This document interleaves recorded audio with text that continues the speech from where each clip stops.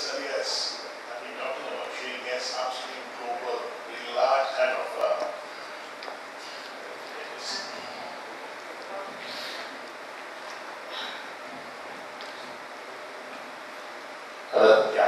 very large kind of issues on a macro scale. I will give you a totally different end of the spectrum as a user or potential user of LNG, as a utility. As a utility which is embarking upon entering LNG. Malaysia, as you know, is a relatively small country. We have a power system of about 16,000 megawatts, of which 65% of it is gas capacity. And that's the problem. And we have 21,000 megawatts of installed capacity, and as a gas-dependent country in that sense of power, we have our share of problems, and we'll share some of the issues. These are, of course, on a much smaller scale compared to Charanjit's description of Indian subcontinent. Nevertheless, please bear with me, and I'll try to make it fast. Okay, just some kind of timeline as far as the Malaysian power sector. Basically, in the 80s, with the discovery of local indigenous gas, everything exploded, and gas was the only way forward, and all generation capacity was centered on gas. So as a result, by the year 2000 or so, we almost had 68% in terms of gas capacity. Coal came in much later, and this is diversity, and the government realized that we needed to diversify in terms of fuel policy. And so we have the 4-fuel, 5-fuel policy. This is quite natural for any kind of large-scale decision making. But gas played a big role, as you can see in the next graph. The percentage of gas is about 68%. And now, even today, we have about 60% of capacity based on gas. And the local indigenous gas is depleting. Petronas is the one and the only player as far as oil and gas is concerned. And we, the utilities, Tenaga Nasional, is dependent 110% of them. All our gas is from them. And they have said the gas is depleting, indigenous gas, and the gas for the power sector is priced at $4.20 US per MMBTU. And of course, that's way off the market price, and that is a government decision all this while. So with the depletion of gas, we're looking forward, or rather we're looking towards LNG entering the fuel mix. And LNG, as you know, is anywhere between 15 to 17 US dollars. And there's this disparity. Currently, the power generation sector has about 1,800 million scf of gas capacity, of which only the allowance of gas for the power sector is about 1,300 million scf. But as you'll see, in the last few years, we hardly ever get that. We're getting much lower volumes of gas. So we have to look, and we are looking at LNG as an alternative. The RGT FSRU facility in west coast of Peninsula will be ready by, supposed to be in last year, but it will be here by June. And that has got a capacity of 530 million scf, and half of which has been allocated for the power sector. So that will be our first experience trying to use.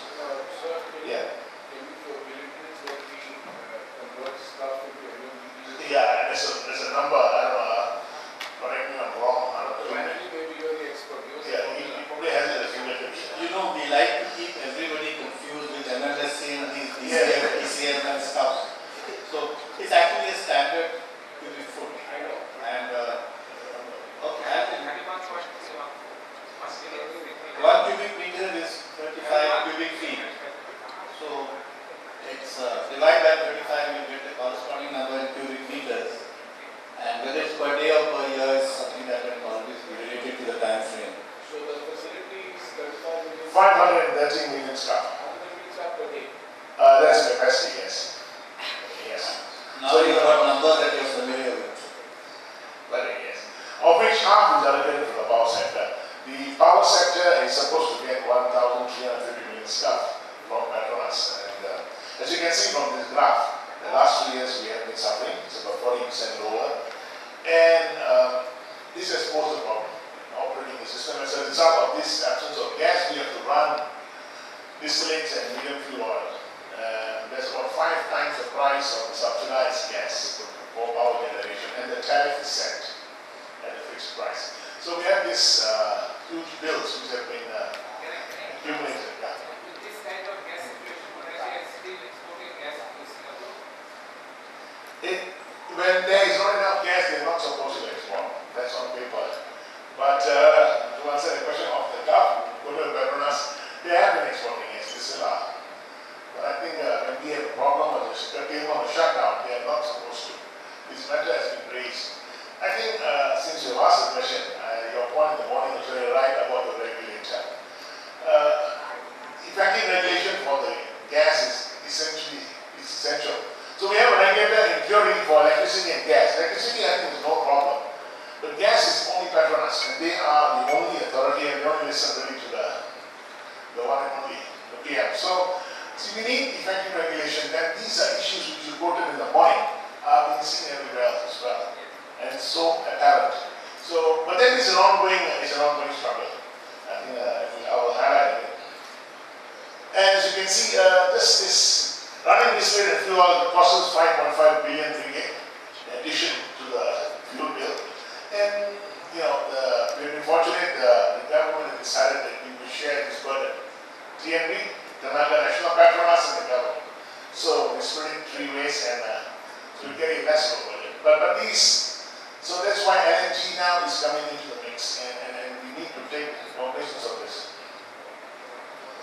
This, I think, the better graphs, Mr. Banerjee can definitely give us, but if you look at the outlook, and you can see natural gas, the line is going up, but I think with the shale gas, you can see some kind of plateauing.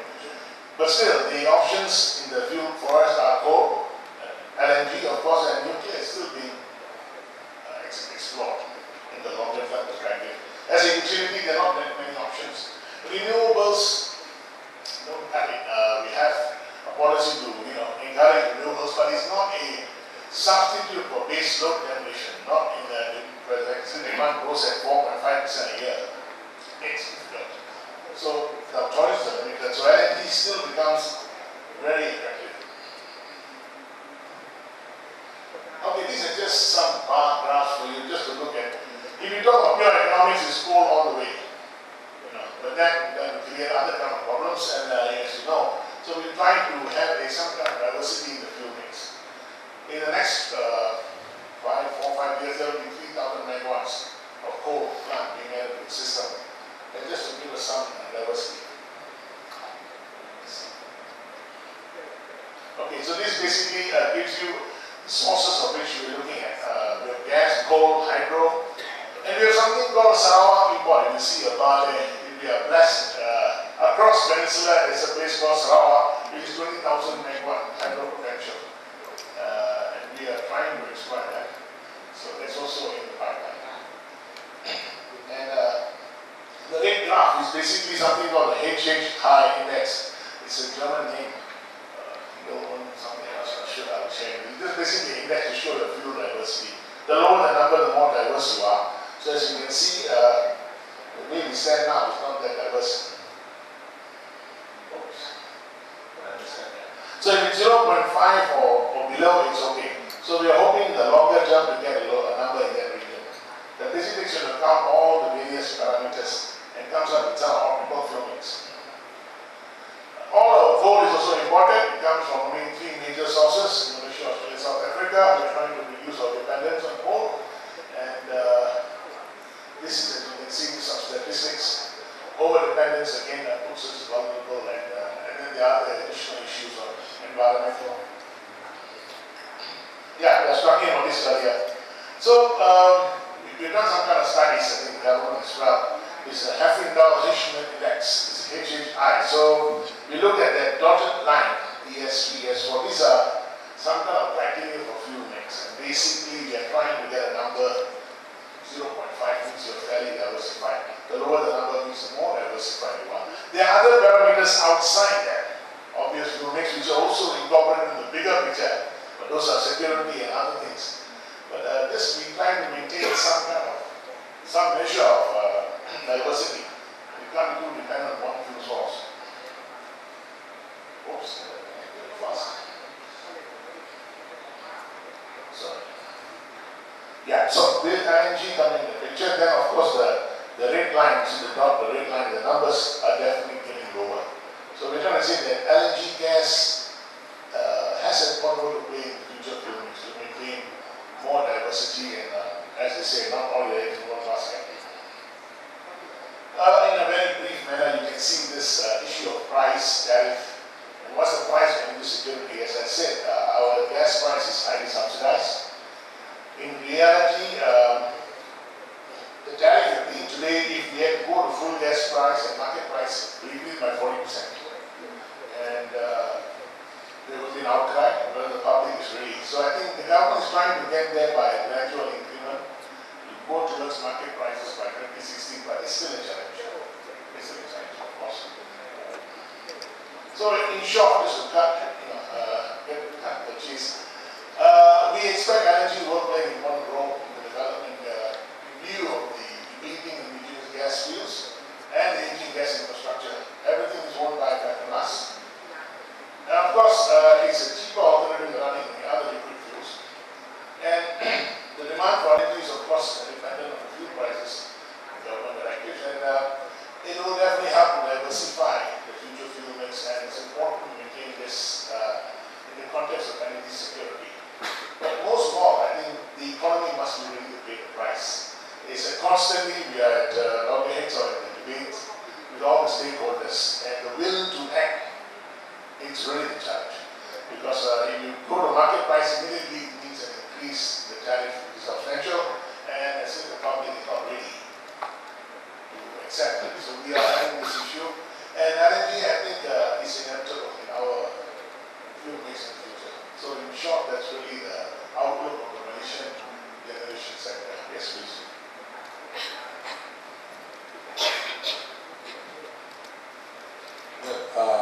I heard in your introduction that you're handling IPPs, right? Yes, sir. Got this. I'm sure you have a tough time with that. My first question to you is that, is fuel a pure pass-through? Is it automatic or not in Malaysia? Okay, that's absolutely relevant, and it's not, well, fuel is passed through for the independent power producer, but not for the utility. So the tariff does not reflect the full pass-through cost of the fuel, and that's where the buck stops, so we have to bear that cost. So how do you, so it's a pass-through for the utility on a 15-day basis, depending on the international market price? No, how do you do the indexation? Yeah, they have a schedule, there's a price, the billing for Petronas. When they say pass-through, they get the price and the subsidized price as well. It's not market. So, you know, they get whatever they pay the price. They don't have to go to market price, the subsidized price. What about your own gas resources? Have you exhausted them, or are you hanging on to them? No, as I said, the local indigenous gas resources are expected to be by 2019. That's what the stand by Petronas is. So there's now a move towards securing more LNG. A second terminal is the pipeline in 2016 or 17. And so the local gas is going. And of course, Petronas is the player. So they have their own export contracts of LNG. And of course, for the local domestic market for power, by 2019, we have. Do you have independent regulatory commissions? That's all government control, and you control it? No. Government control. Okay. That's Petronas, actually. You have the electricity prices. That's all. Sorry? Electricity prices. Electricity, yes. Electricity is no problem. That's quite well regulated. It's the other component. Okay. Yes. Now my question is on coal contracts. Yes. If somebody was set up an IPP using coal in Malaysia, how does that work? Coal is market price, like I said, so we participate on the market. So that's not a problem. So it's a complete pass-through to the tariff, and the utility is allowed to charge that to the consumer. Theoretically, yes, but even the pass-through has got limitations because the coal is, the tariff is based on a certain coal price, $85 a ton. But in reality, it's 100 plus, so what do you do? But it's better than gas. It actually based, so the new contracts which come in are going totally on gas, on market parity. So you can pass through. So is there any IPP policy? As I said, when gas was discovered in the late 80s and the early 90s, the first IPP came in 1992. They're the first generation, they're the best deal. At that time, IPP was seen to complement and reduce the government's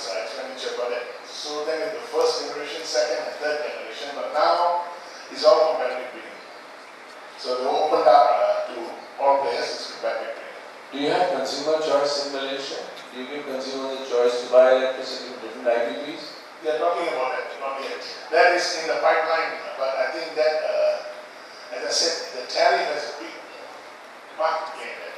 With our limited tariff on, is controlled, then I think cannot happen unless you have full fuel cost pass through and the mechanism is still defined maybe. But at this point, it's not yet. I know, we don't sell directly to large customers. Not yet. Not yet. But the question, what about payment security? Any payment defaults, delays? Oh, okay. At this point, the off-taker is Tenaga Nasional. You see my card, it says single buyer. So we're the people who buy all the power from this. No, I thought it was payment part. You pay immediately. Yeah, within settlement is very common. No problem. We are quite good in that sense, we masters. That's one of the incentives for them to be very interested in trying to come up with IPPs. That's a good deal actually. One last question. Tariffs between industry, homes and commercial. How does it go? Well, basically 20% of our customers give 70% of revenue. So the commercial, home tariffs they have a lifeline and then they pay about 33 cents Malaysian average. The high-end commercial and industrial can go anywhere up to 40 cents plus. And that's it, the number of customers about 7 to 8 million. 70%, 20% gives 70%. So what would be your cost to serve? On 33 cents, what would be your cost to serve? With all the overheads? Well, 33 cents at the gas subsidized price, you're alright. But if you're talking about gas at market price, the cost would be about 46 cents. A 40% differential. And that's at cost or with That's with all a profit? With a profit. With all markups and with all other costs added on, plus. Yeah. And what's the long-term scenario for gas and? As I said, we're going to rely more on LNG, coal to play a part, and we're going to import. Sarawak is our blue chip. We have all this huge hydro potential, and we're going to get the HVDC link to connect. Under the sea. Yes. Studies were done, we already spent a lot of money, almost went ahead, but politically it has to go on. That's great. It's 20,000 megawatt of reserves. It's excellent. So there is no market for power yet in Malaysia? No, that is being worked out. So at the moment there is no market for power. We have all the single buyer buying. And do you have import-export of electricity? Yeah, we are connected to Tenaga to a 300 megawatt DC link. We're in the middle of trying to get a DC connected to Sumatra. So huge resources. That is in the pipeline. And we connected to Singapore. So we are actually, in the sense, central in the ASEAN power grid. So it would be a good place to sort of converge. So that's one of those. That seems to be an invitation. It is, actually. Thank you.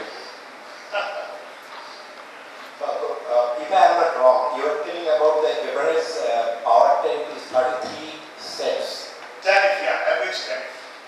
Malaysian cents. Malaysian cents.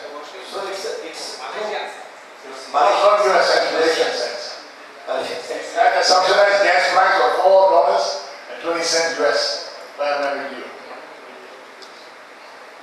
So what do you think? Is there any chance that Malaysia will ever have an independent regulatory commission or something like that? There's a big pressure on that, so I think they're doing some review to strengthen the role of the regulator, especially with gas. Electricity is very clear. They do bidding, they're quite strict, but gas part needs to be. Because Petronas is the big boy. It's a big boy, and you really can't. We are the largest off-taker of power, so we are trying to also look at other alternatives. Can we bring in gas on our own? But we are on a small scale, we can't compete with them. And now I will ask the same question to my friend, Mr. Prashant. What is the US cent equivalent? 3 ringgit, 20 cents to US dollar. Yeah. So 33 cents Malaysian is what? About 11 cents? 10, 11 cents. 10, 11 cents, yeah. Okay, Mike. Can you import power from Thailand cheaper than what you get in Malaysia? Sorry, we are on the record. They are trying to buy from us. They are having some problems coming up in April. We also having problems with gas, so. But yeah, we have a structured mechanism. There are 3 tiers of pricing. In a very good day, you will price A. And then in a more severe condition, the price changes. Yeah, we do have.